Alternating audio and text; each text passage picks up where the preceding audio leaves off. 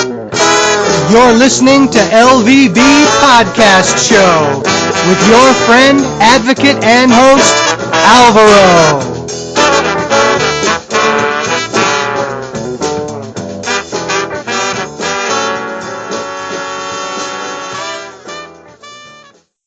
Hello and welcome to LVB Show. My name is Salvador and I'm very happy to be with you tonight. Before I introduce our guest, I want to say thank you so much to everyone listening from the United States, from Canada, from Europe, from Latin America, from Asia, from Africa. We have listeners in Africa. Especially I want to say hi to Delone. He's a great person and he's helping me edit this show and he's blind. How about that? So, well, my dear listeners, it's been a while since I did my last show. Well, we're going through the famous pandemic. I'm not going to talk about the pandemic tonight, but we have with us a lovely person. She's from the United States. She has a very powerful Italian heritage. Her name is Nicolina. And the last name, I'm struggling too much to say it, so I'll let her help me with that. So, Nikki, thank you so much for being with us tonight. Thanks, Alvaro. And your last name is? It's Mariconi. Mariconi. Okay, that's very nice and powerful. Okay. So our listeners may be thinking, okay, but who is Nikki? Because I'm calling her Nikki instead of Nicolina. It's too much for me, you know. But so Nikki, she's blind and she has a lovely story to tell. That's why I thought it would be nice to have her on. And the first thing I'm going to ask you, Nikki, is how did you lose your sight? I lost my sight completely in 2010 to diabetic retinopathy. I've been a type 1 diabetic since I was 3, and I lost my right eye in 1992, and then my left eye finally went in 2010. That's a powerful story in itself, and our listeners are going to understand later on why I'm saying this. Now, can you tell us a little bit about your educational background? Sure. Before all my vision issues happened, I was a hairstylist for 15 years. I went to cosmetology school right after high school. Then once my vision started to go, I know I couldn't do that career anymore. So I went back to school and I ended up getting my master's degree in U.S. history. Oh, wow. Now, Nikki, and for our listeners, something that comes to my mind is that when you lose your sight and you used to do something before that, Mm-hmm. a change is complicated, right? I mean, you had your profession, you studied for that, and then this happens. Yes. I want to know, and probably our listeners want to, how was that process, Nikki? What do you remember about that and saying, oh my God, now what? Well, actually, I'm going to probably surprise you because for me, it wasn't ultra dramatic because my vision went slowly. So I still cut hair. I lost my right eye in 92. I didn't stop cutting hair until 1996. So I could still do my job with just one eye. So mine was a slow progression of losing the sight, which I think it made it easier for me, as if I would have just lost it all at once. It would have been much more difficult. Right, right. And so, what did you decide to do after that? After that, I decided I needed to have a different career, so I went to junior college first and tried out a couple different courses to see where I wanted to end up doing or what I wanted to end up doing. So I started out in psychology, and at that point, my left eye, I had vision, but I still had to use, tools and things to complete my work because I couldn't see the board. Um, so I found out there's way too much math in psychology, and for some reason math teachers can't grasp the fact you can't see the board. So and I've always loved history, so that's why I ended up going into U.S. history to teach. And now, Nicci, where do you work? Now I work at Fable, which is a company through Canada that does accessibility testing for the web. Oh, and how did you find that job? I found that through a friend of mine told me about it, and I filled out the paperwork for it. So if anybody is interested that's in the U.S. or Canada, it's makeitfable.com. And there's a form to fill out, and you have to go through a couple different steps of you have to do a chat on Zoom, and they talk to you, and then once they talk to you, they process your paperwork, and eventually you can get hired if they need you. And you do different testing. I test with JAWS and I test with NVDA on different websites that work through the company to see if their websites are accessible. Okay, this is very interesting to me, Nicci, because like you, I have been losing my sight slowly through retinitis pigmentosa, and this process has brought many challenges, but also many opportunities as well. And it's funny. Yesterday, for our listeners, a friend of mine here in Colombia asked me to do a video saying in 2 minutes, which is very little for someone that loves to talk like me. That was the first challenge. 2 minutes only, come on. But anyways, I was able to do it somehow, and she wanted me to focus on the positive side. She knows I'm a positive person. And I said, to be honest with you, 2 minutes is too little to say how many wonderful things have brought to me my RP, and Exactly. I have to say for our listeners that when you start focusing on what is working instead of what is not working, Exactly. life is much better. That's for sure, my dear friends. Now, so my next question is definitely, how do you see accessibility today related to website, mobile applications? How good are we right now worldwide? Right now, I think we're doing pretty well, actually. I've noticed just because before I did this, I taught online for 8 years, teaching college courses, and just the amount we've progressed since I started doing that is amazing. So people are getting much better at making their websites more accessible. There's still a few issues, and those will take time, but I think we've made a lot of progress in the last couple of years. Good to know.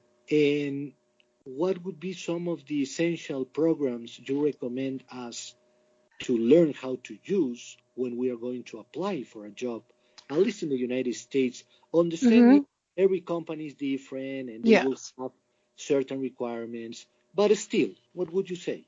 Well, one for sure would definitely be, if you can have it or can access it, would be Microsoft Office, because many companies use that or some form of that. I know I believe you use it, but there's a lot of people that use Outlook that don't know how to use it. That's another good program to learn how to use, the Outlook mail service. And then mainly, and this is going to sound strange, I don't know if it does or not, but learn some of these websites like Indeed.com and learn out how to fill out an application properly and learn how to work within those forms, because you need to be able to access the job areas that you want to get into, so you need to be able to fill out, the applications. Right, that's a good beginning too. um, do you think it's important to learn how to use different screen readers? Yes, I was going to get to those. Yes, you need to try, because, well, for one, I know in some countries they're VR doesn't work as well as ours does, so you can't get certain screen readers bought for you. Right.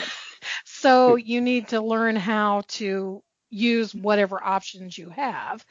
And actually, NVDA and the Microsoft screen reader have both improved really well recently. So they're both doing very well. And luckily for us, most of them use the same similar keystrokes. If you're a JAWS user and you're not familiar with NVDA, I would learn it because for my job, I actually have to use both. So you need to know how to use both if you have a job that requires it. How interesting for our listeners. She's saying, I have to use both. So that's Sorry about that. It seems the dog is excited Yeah. about the interview, which I'm happy about, Nicci. What's the name of the dog? My dog is Finny Mae. She's my golden retriever. She's my service dog. Finny Mae, okay. Finny Mae. Happy to hear from her. Yeah.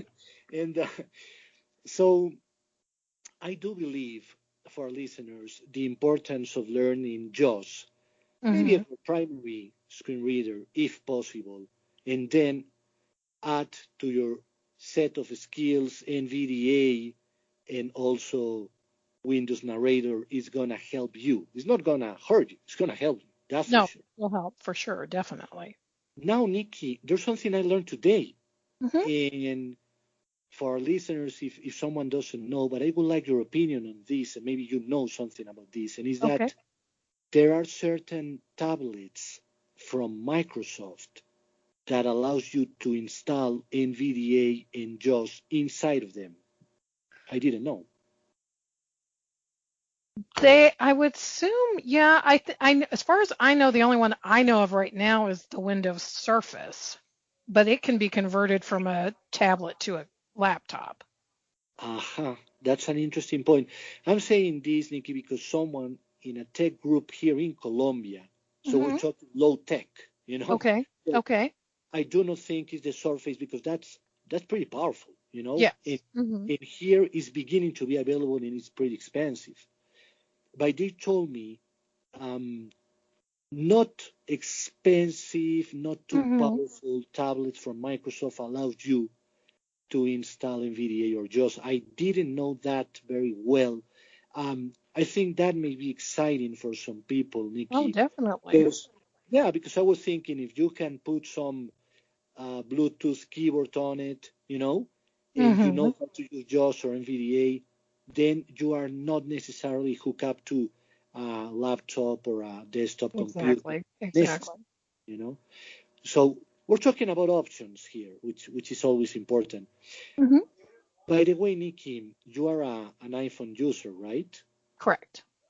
Okay, so for you and for our listeners, in the near future, I'm going to have on a great person that helps me every year do a little summary of what happens when Apple launches the new iPhones in September.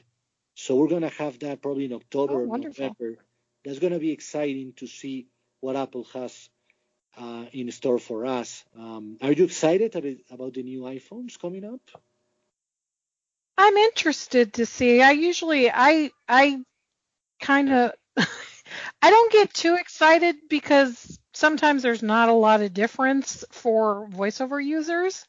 But I think iOS 14 has got some nice new little updates that I think will be fun to play with because they've got the tap back, the tap, which is a new key gesture, a new gesture. Right. I'm excited about that one too. And our listeners, I'm sure, are. There's so many things coming up that we need to look into. So, yeah, that was just like a news flash. Yep. Another news flash, Android, if there's any Android users out there, are going to start taking on some of the iPhone gestures in their newest update. What? Explain further, please. Have you ever used TalkBack? Yes, I have. Okay, they're going to start using some of the iPhone gestures that we use with VoiceOver on TalkBack. That's strange. They're Okay. going to start giving us the gestures to make it easier to function with TalkBack. So they're going to give you the choice. You can use the old gestures or you can take on the new gestures. Is that so? Mhm. Where did you read this? I read it I'm trying to remember where I read it at. I read it on a tech update on something. I think it was from Google. Okay, so I'm digesting this as we speak. Mhm. And I would say, okay, first of all, okay, actually, this is good because, I mean, I said it was strange because there is this competition between Google and Apple about, Mhm. Mhm. well, about so many things. But obviously, it's good for consumers. And then Yes. again, if I have to use TalkBack in the future and you never know what's going to Mhm. happen, then it's going to be easier for me because Exactly. I have to say, Nikki, what happened last week. Oh my God. Okay, I need to share this with our listeners. So, my father has a standard smartphone. Is Chinese. Is what's the brand? Xiaomi, something like that's pronounced. Mhm. So this little guy, well, started talkback without my father knowing how he did it, because obviously he Yeah. doesn't do it. Um, so he was freaking out and he needed to make a payment on the phone. Oh, So naturally, he came to me yeah. and he said, okay, you have the eyesight problem, so help me out. But life is so funny. I was not able to help him out. And who was able to help him out was my brother, who is sighted. So what he did was he just pressed together the two volume controls for Mhm. 5 seconds and then talk back Mhm. on. Turns off. Yeah. Which, which Nikki, for the record, I Mhm. thought I knew, but I was scared to mess up his phone. So I Yeah, I didn't. understand that. I understand. Yes, Anyhow, I've worked with TalkBack, so I totally understand. yeah, welcome to the club. Yeah. But okay, I'm excited about this talkback thing. Interesting. Okay, very good news, Nikki. Um, okay, so one thing that I have noticed about Nikki, and I have, um, well, I would say we have got to become friends, right, Mhm. Nikki? Yes, We can very say much that. so. Yeah. So it's a long story. It's not for listeners right now. But what I'm gonna say is Nikki is a positive person, although it's very easy to know from this talk. So Nikki, for listeners who Mhm. may not be as positive as you right now, Yes. I wanna slightly touch on the subject of the pandemic because that's what we are living as a world society. Mhm. Mhm. The only thing I want to know from you is what do you recommend people who are visually impaired and blind in this time, how to deal with this situation of uncertainty, anxiety, and yeah, people are freaking out. Let's be clear. Yeah, many people are freaking out, and people tell Yeah. me all the time, I don't know how to handle this. What do Mhm. you say? Well, I'm one of those people. First of all, I listen to my little flash briefing early in the morning, and that's the only news I listen to. I don't focus in on the 24-hour because that can just make you more anxious and more depressed. And then I just take each day by day. My mom's a retired RN, so I'm used to medical terminology and I've been a diabetic, like I said, since I was 3. So a lot of this stuff doesn't freak me out. So it doesn't phase me. I listen, see what they're saying, and then I focus on other things to not get worried about it and depressed about it. And I follow the rules they recommend when I go out and about. So, I wear my mask. I try to do my 6 feet distance if possible and just, live my life. That's a wonderful point. Yeah, I forgot to say Nick is very smart too. Yeah, I forgot to say it. That's the way you are treating news. It reminds me of someone who told me you only need the news when hmm it's something positive coming up. The hmm rest is garbage, Yeah, exactly. because yeah, journalists live by it has to be a tough news to sell, and some people understand that Yeah. and follow that. But Well, me, I the, don't listen much. What I yeah. have to, just the minimum. The news is it didn't used to be, but it's extremely biased now. Yeah, So unless you're willing to listen to both sides, you'll never get the whole truth. So, absolutely true. Very smart, very smart. Nikki, I have two remaining questions. One is, okay. through this process of losing your sight and Mhm. changing your life, what was your rock, or maybe your rocks? Um, my main rock was my family. They didn't treat me any differently because my vision went. And going to school was a great help because I had some great instructors and they also, dealt with it and helped me through it. And mainly it's just, I have to learn to do things differently. That's it. I can still do it. I just have to do it a different way than I did previously. That's a great point. That's a great point. Okay, now you talk about being a diabetic, and I'm hmm gonna have people on the show about this diabetes Yes. too, because it's something very complex. I'm gonna tell a little story for listeners, and is that someone I met on social media. It was maybe in 2011. hmm Well, in 2012, in one of my trips to the United States, I was in New Jersey, and we decided to do a little talk, and he was going to interview me for a podcast he was doing. He was totally blind, hmm and the thing is, he he died for Oh, yeah, yeah, that freaked me out oh, a I'm lot, sure.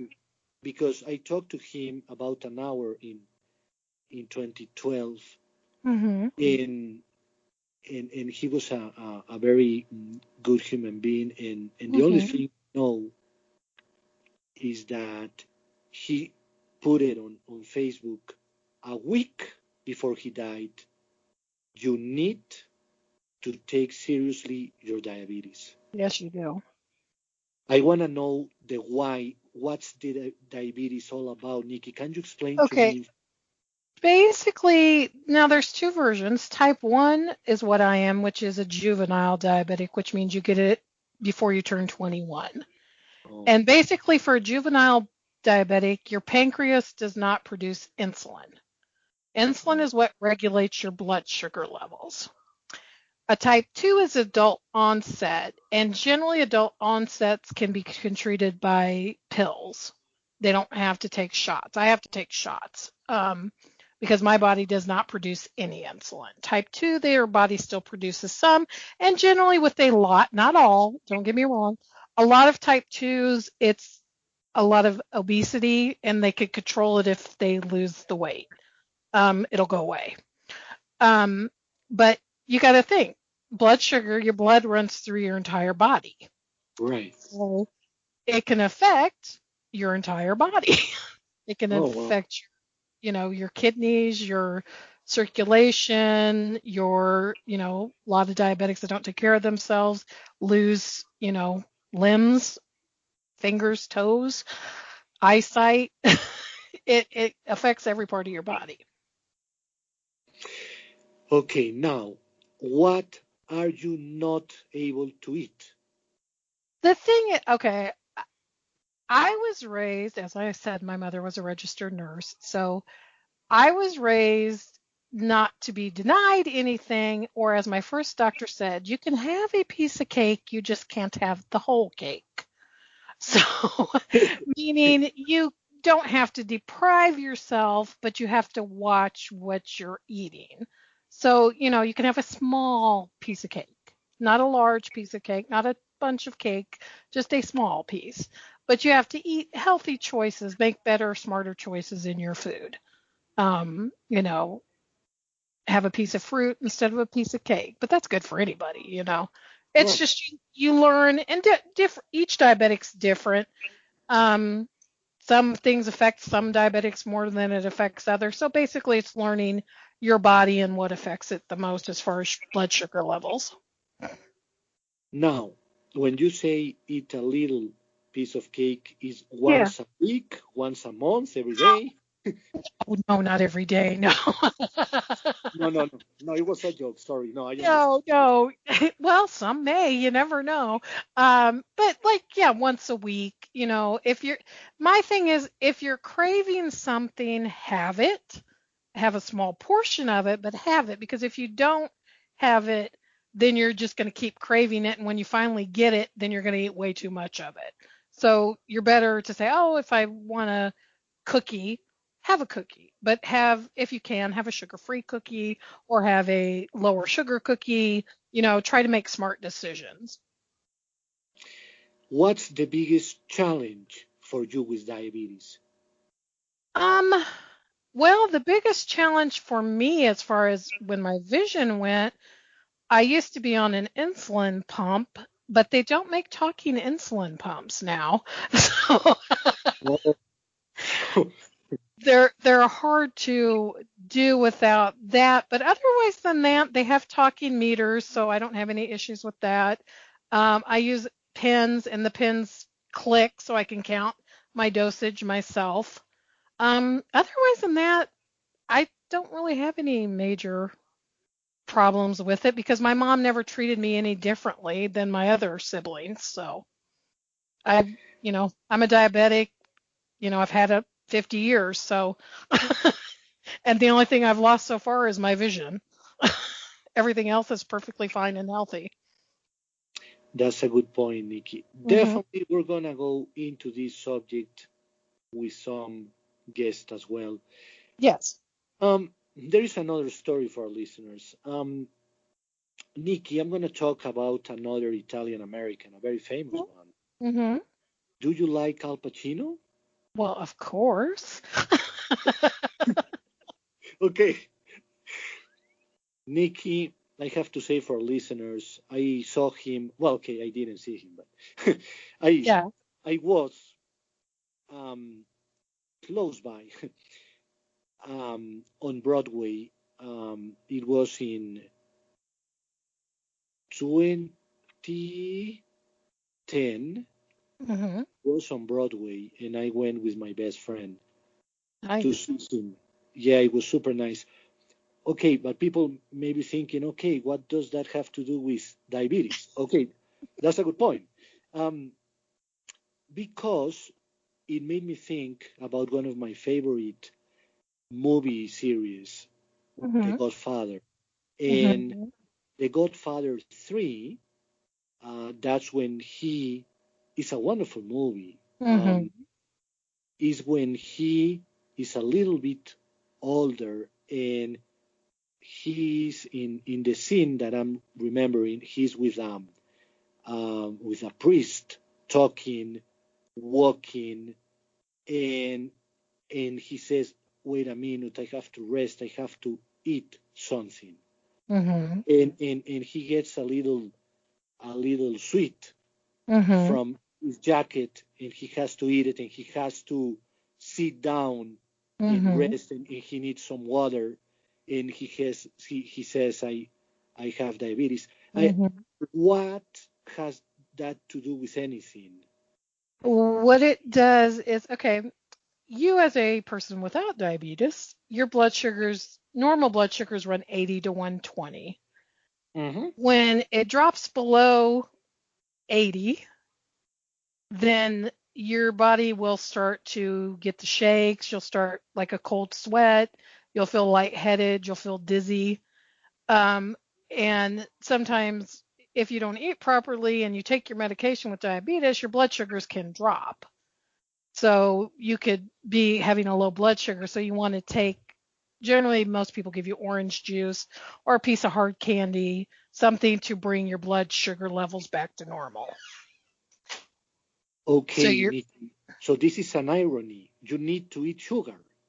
well, not necessarily sugar. Sugar is just a fast acting, like orange juice or a hard candy, just Okay. will go into your system quickly. I mean, Okay. you're better if you eat a protein or something like that. Okay. Yeah. um, for listeners, I was going to have a big chocolate tonight, but now I feel a little bit guilty. And No, don't feel no, guilty at all. You're so not a diabetic. You don't have to worry about it. It's okay. Nicci, you give me permission? Yes? So I give you permission. Oh, I can go ahead and do Enjoy it, huh? it. Enjoy it. Okay, okay. Hey, I'm not going to tell somebody to pass up chocolate. I'm not sure from Colombia it would arrive on time, but I don't know why today I'm so, yeah. Our listeners know I love sense of humor, and I know you too. hmm hmm Um, so, Nicci, before I let you go, Yes. I want to know your final thoughts. Say anything to our Okay. listeners. Well, my main thought process is for those who are in the process of losing their sight or have lost their sight, don't think of it as like, oh, my world's over with. It's not. There's all kinds of things you can learn, do, and accomplish without vision. I've managed to do it. I went back to school. I got 3 degrees, completed it, worked teaching. Now I'm doing another position. Met a lot of great friendly people, such as Alvaro in the blind community, and have learned a lot from joining these groups and how they react and how they've been. And technology is fabulous. Technology is fabulous, and thank you for your compliment, Nicci, or should I say, Nicolina. There It's you a go. lovely name to Thank be. you. Yes. Okay, so I was enjoying very much our conversation, but all things have to end, even the best things. Yes. Um, so, Nikki, it's been a real pleasure to have you on. You're a very talented person, you're very articulated, and it's very easy to talk to you. And you're very inspiring as well. You should do a lot of conferencing, I think. Very good at Thanks, that. Alvaro. I've enjoyed it. My pleasure. And for our listeners, remember to smile. If you have any questions to Nikki, you can send it to me at lowvisionbureau@gmail.com, and I'll make sure it gets to her. And before I say goodbye, I want to say a final thought, and is that it's soon is going to be 10 years since I have been doing this podcast. When I began, not many people thought it would get somewhere. This show, it has given me the opportunity to meet people like Nicci. I have done hundreds of interviews with people from around the world. I have been able to work in the United States thanks to this podcast, because this podcast was heard by someone in New York City, liked my attitude, the fact that I was bilingual, and hired me. So that's one of the privilege that I have been able to get from this show. I was able to work in radio here in Colombia, one of the biggest radio stations, and it happened because of this podcast, because I had the experience, and so many other blessings. So thank you so much to first God, of course, and then to everybody who encouraged me, including Ed Plomacher from New York, Kerry, my best friend in New York, Jackie Meek from Scotland, Julie Rondan from Texas, and to everybody else who have believed in me and my abilities. And I don't want to say I forget about Lou from New York, because he also encouraged me to continue doing this and helping raise awareness about the beauty of everything that everybody who has a visual impairment or is blind has to offer. That's the only intention I have doing this show, because I believe we all have something to give to this world. For our listeners, remember you can follow me on Twitter at Low Vision Bureau. You can email me to be on the show at lowvisionbureau@gmail.com. And well, from this very powerful show, I want to say thank you to everyone for listening and have a wonderful night.